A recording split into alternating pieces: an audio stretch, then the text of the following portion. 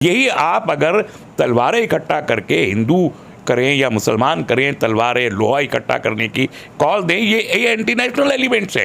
ये सिर्फ मुसलमानों के खिलाफ नहीं है, ये दिखा रहे हैं कि हम मुसलमानों के खिलाफ हैं और वो दिखा के इस मुल्क की जड़ें खोद रहे हैं। तलवारें किसके खिलाफ लहराई जा रही हैं रहमानी साहब? पिस्टल किसको दिखाए जा रहे हैं? किसके लिए कहा जा रहा है कि लोहा इकट्ठा करो, इन जिहादियों से लड़ना है? तो फ्रंट पे तो मुसलमान पहले खुद आएगा ना। देखिए, ये एक सियासी हिकमत अमली के तहत मुसलमानों को अलामत बना के खड़ा किया गया है। ये पूरे मुल्क के ख़िलाफ़ है कि मुस्लिम तंजीमों ने अपनी तंग नज़री के तहत मुसलमानों को भारत की मेन स्ट्रीम और समाज में घुलने मिलने से जानबूझ के रोका है। हिंदू राइट विंग ऑर्गेनाइजेशंस हैं, उन्होंने अपने मीडिया सेल बनाए।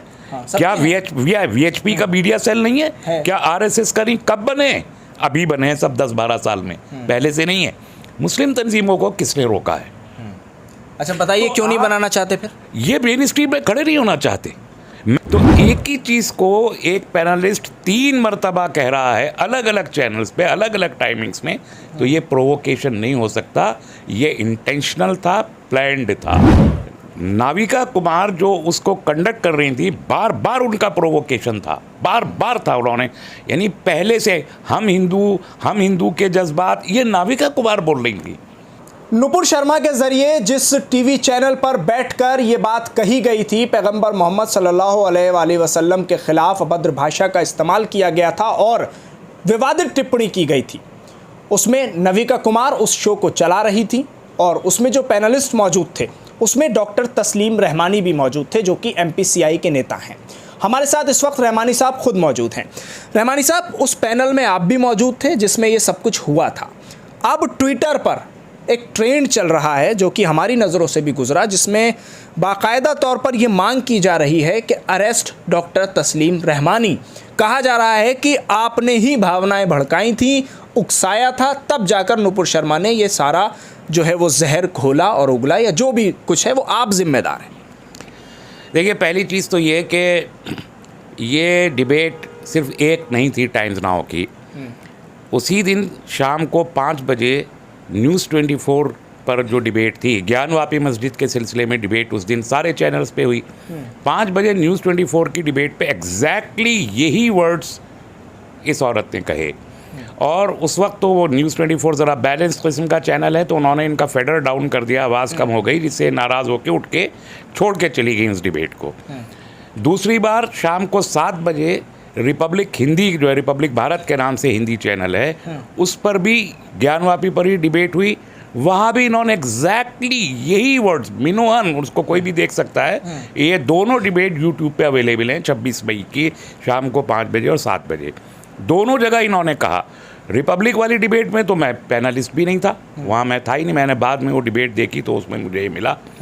फिर 9 बजे तीसरी मरतबा इन्होंने ये बात कही। तो एक ही चीज़ को एक पैनलिस्ट 3 मरतबा कह रहा है अलग अलग चैनल्स पे, अलग अलग टाइमिंग्स में, तो ये प्रोवोकेशन नहीं हो सकता, ये इंटेंशनल था, प्लान्ड था। ये किसी एक पैनलिस्ट की वजह से नहीं था, बल्कि उनके अपना पार्टी लाइन थी, ये बीजेपी की लाइन थी जो ये ले रही थी। वजह, मकसद यही था कि प्रोवोकेशन बढ़े। उस पैनल में जो 9 बजे टाइम्स नाउ का था, 6 आदमी मौजूद थे, मैं अकेला नहीं था। लोगों ने देखा है सिर्फ लास्ट के 30 सेकंड का वीडियो, 30 सेकंड का। वो डिबेट 26 मिनट की थी और पूरी की पूरी डिबेट ज्ञानवापी पे चली है। नाविका कुमार जो उसको कंडक्ट कर रही थी, बार बार उनका प्रोवोकेशन था, बार बार था। उन्होंने यानी पहले से हम हिंदू के जज्बात, ये नाविका कुमार बोल रही थी। और RSS के रतन शारदा जी थे वहाँ, वो भी बोल रहे थे।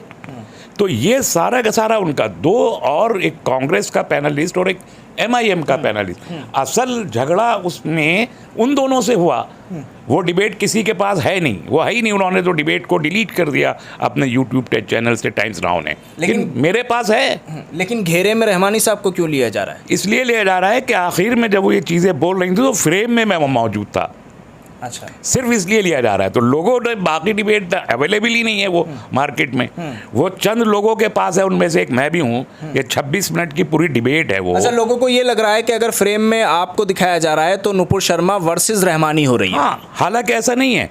उस फ्रेम में भी जो 1 मिनट का भी एक क्लिप चल रहा है, उसमें भी जो मैंने बात की, उस वक्त भी मैं रतन शारदा से मुखातिब था, नुपुर से मुखातिब नहीं था।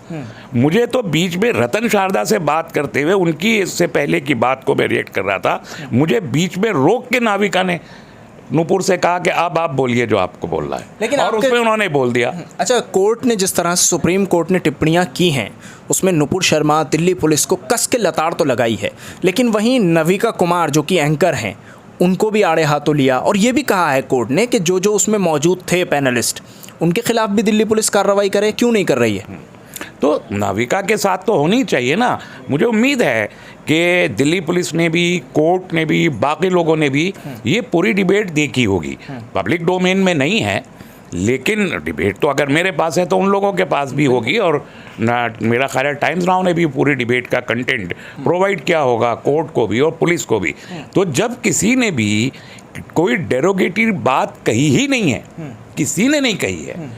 ज़्यादा से ज़्यादा ये कहा जा सकता है कि जो कांग्रेस के स्पोक्स पर्सन थे और जो MIM के स्पोक्स पर्सन थे, वो लोग इस बात को इंसिस्ट कर रहे थे कि ये फव्वारा है, जबकि बीजेपी के और RSS के तर्जुमान और जो वकील थे विष्णु शंकर जैन, वो भी उस डिबेट के इब्तदाई हिस्से में थे, बाद में वो चले गए थे।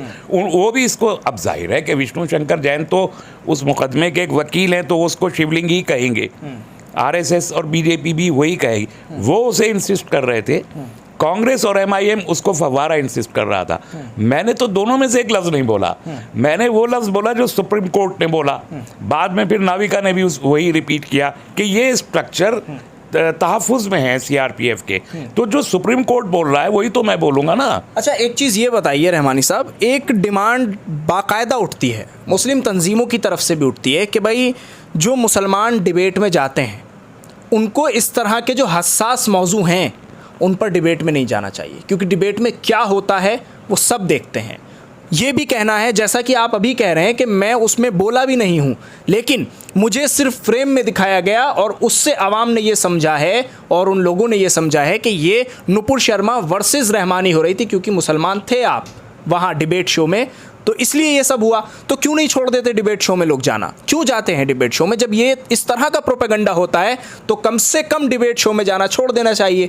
आपको अपने यहाँ लोगों को बुलाना चाहिए, मीडिया वालों के, भाई हम यहाँ अपनी बात रखेंगे, 1 to 1 करेंगे, अखाड़े में नहीं बैठेंगे।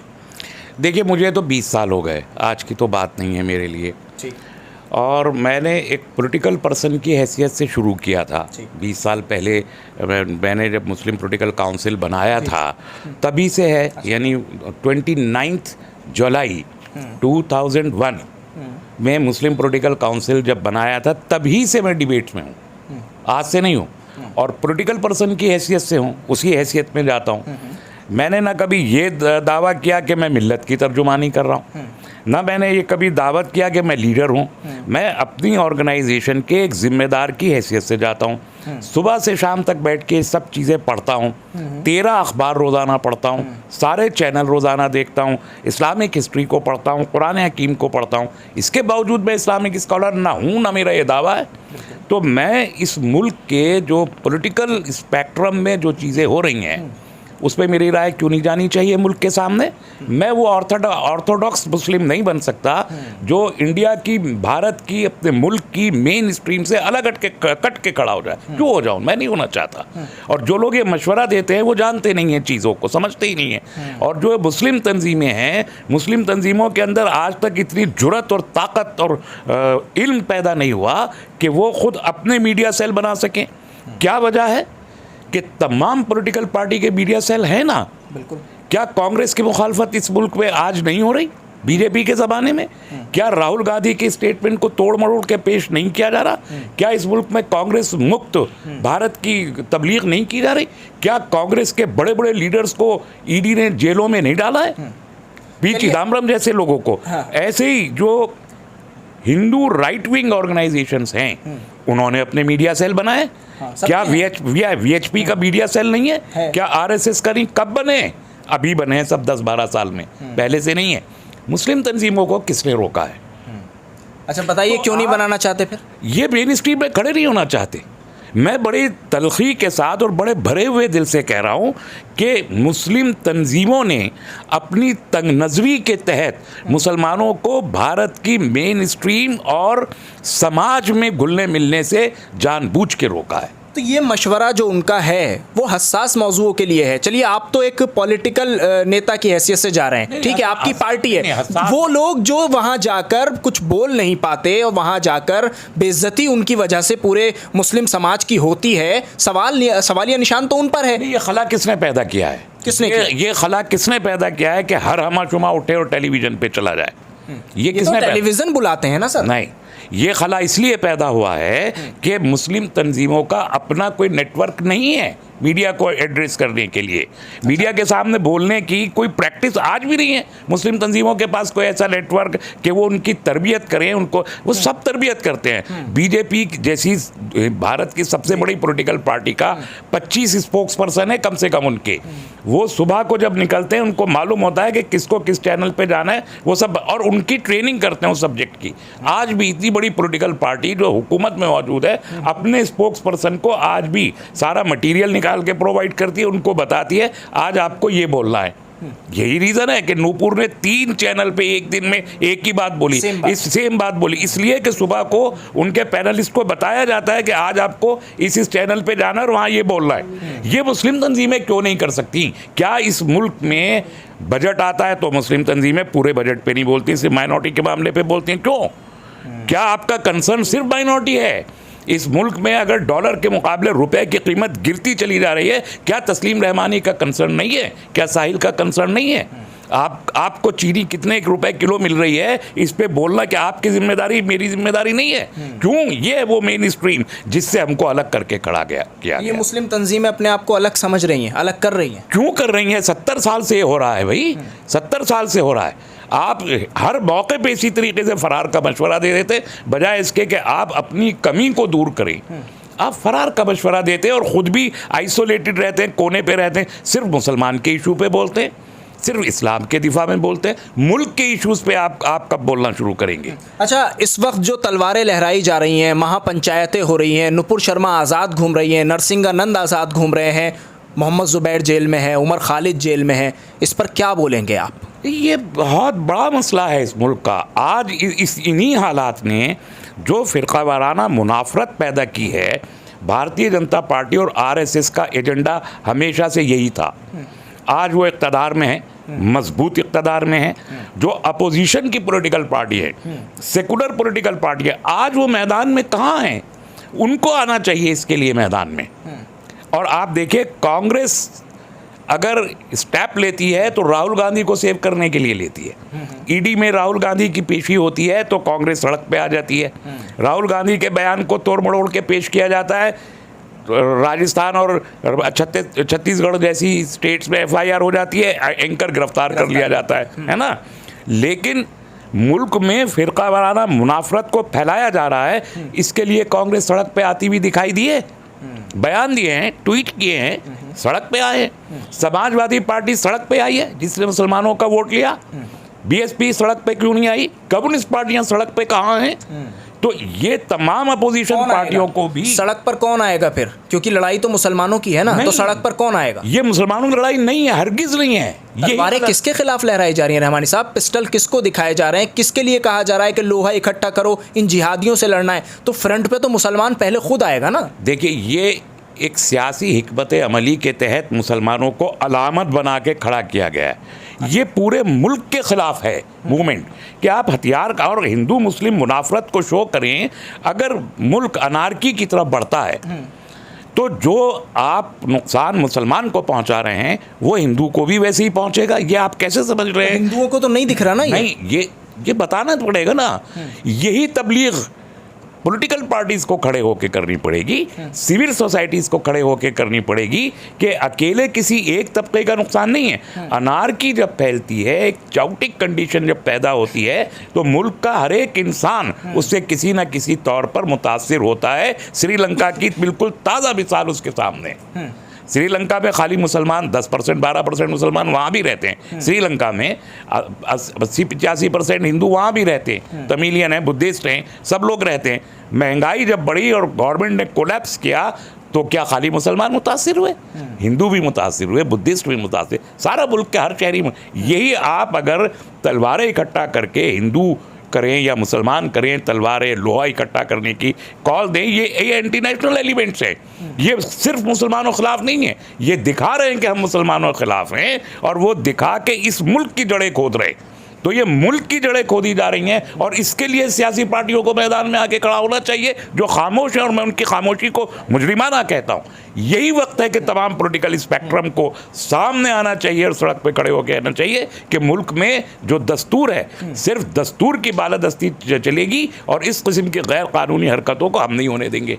ठीक, शुक्रिया रहमानी साहब बातचीत करने के लिए। हमारे साथ डॉक्टर तस्लीम रहमानी, जो कि मुस्लिम पॉलिटिकल काउंसिल ऑफ इंडिया के अध्यक्ष हैं, उन्होंने साफ साफ तौर पर ये बात कही है कि इस वक्त जो तलवारें लहराई जा रही हैं, जो लोहा इकट्ठा करने की बात की जा रही है, भले से दिखाया ये जा रहा हो कि मुसलमानों के ख़िलाफ़ ये सारी चीज़ें हो रही हैं, लेकिन ये मुसलमानों के ख़िलाफ़ नहीं, बल्कि इससे सीधे सीधे मुल्क का नुकसान है और मुल्क के ख़िलाफ़ एक बड़ी साजिश है कि जिसको मौजूदा सरकार यानी भारतीय जनता पार्टी और उनके जो विंग्स हैं उनके तहत किया जा रहा है। सबको एक साथ मिलकर बोलने की ज़रूरत है।